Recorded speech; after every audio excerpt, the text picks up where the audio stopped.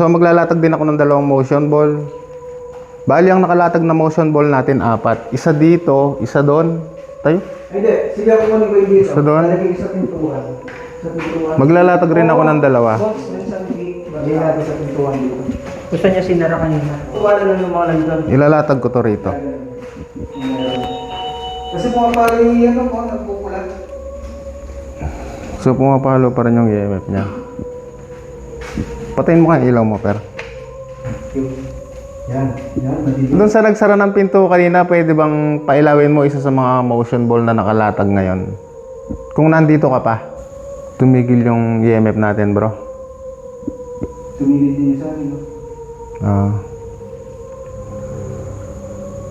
So, ayun guys, nagpatay kami ng ilaw, then biglang tumigil yung pag-spike ng EMF na nakalatag doon. Tumigil rin yun sa akin. Yan. Ito, nag-spike. Parang naakit sila sa ilaw. Pwede bang galawin mo yung mga isa sa mga motion ball kung okay lang na nandito kami ngayon? Tumigil yung mga EMF natin. Alam ko nandito ka lang pag-alagala ka dito sa kwartong to. So, pwede bang sa mga motion ball ka magbigay ng response para malaman namin kung okay lang na nandito kami? Kung okay lang na nandito kami. Ano yan?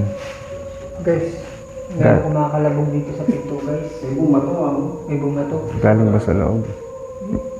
Saan talaga? Bahala.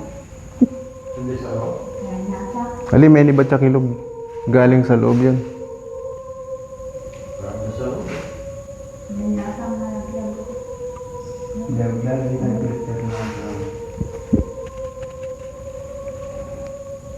Nag-i-spike yung mga EMF natin. Yung isa doon tumigil. Tumalakas. Di ba sa tabi ng tarpaulin? Ano? Dito sa diretso.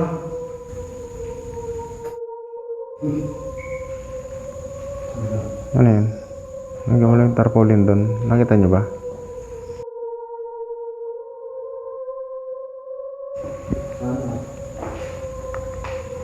Sinabi ko kanina, magbigay siya ng sign kung nandito pa siya. Kasi ang sabi kanina, may batang nakatayo doon sa...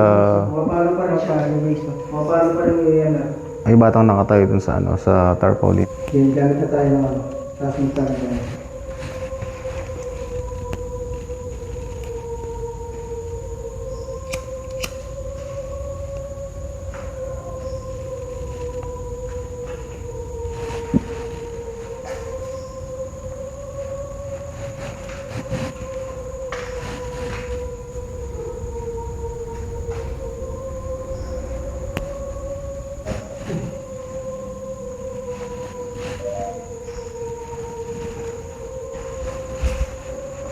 Okay lang bang nandito kami ngayon?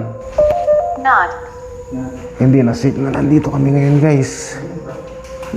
Kailangan na natin umalis.